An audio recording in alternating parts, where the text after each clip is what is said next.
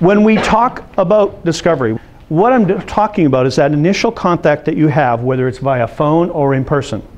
And it's the moment when you're starting to gather a little bit of information about whether this is a potential client, whether they have any interest. You need to have a series of questions that you're going to ask that individual to guide them in the process and see if they're actually a possible client or possible prospect. Not everybody that phones you are going to be the people that you're going to want to work with. So you have to go through this process. I call those people suspects. They have a kind of a curiosity. They could be phoning you, and they could be completely misinformed about the service that you provide, and you may need to direct them to another possible vendor. So if they phoned your place of business, Karen, they might be asking for a certain product that's just really not in your scope, and you might say you need to contact that particular company to do that, right?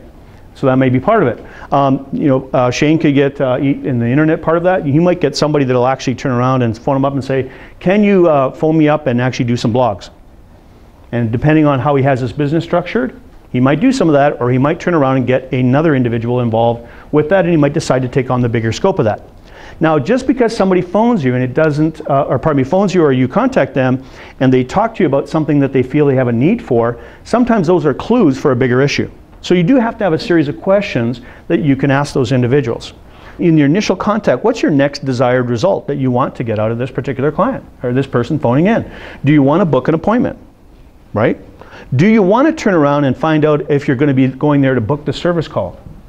Right? Because service calls, you don't want to be going to do an estimate on a service call for 200 bucks. Just usually is not very profitable for the company.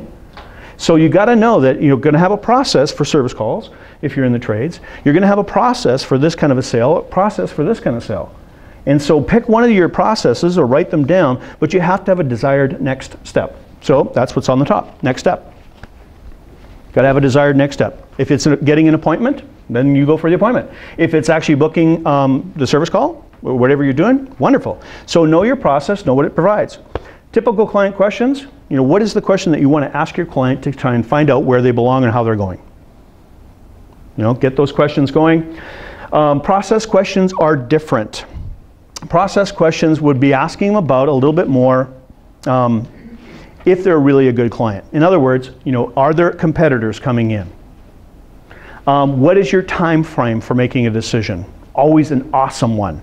So there's time frame, there's all those kinds of things. Because if you've got, whether it's a printing job, Austin, you guys are doing, and all of a sudden they need it done like yesterday, and there's a revelation there. If you've got a client that actually wants something done yesterday and doesn't want to pay for it, they're more than likely the ones that are complaining about the quality of the service. So after you've gone and got all your employees and you've done the stuff at night and you've worked till midnight to make it happen for them, they probably aren't going to appreciate it. Anybody know that one? Right? Yeah, exactly. So you got to know what their expectation is when it comes to their need, their urgency, and what they're expecting.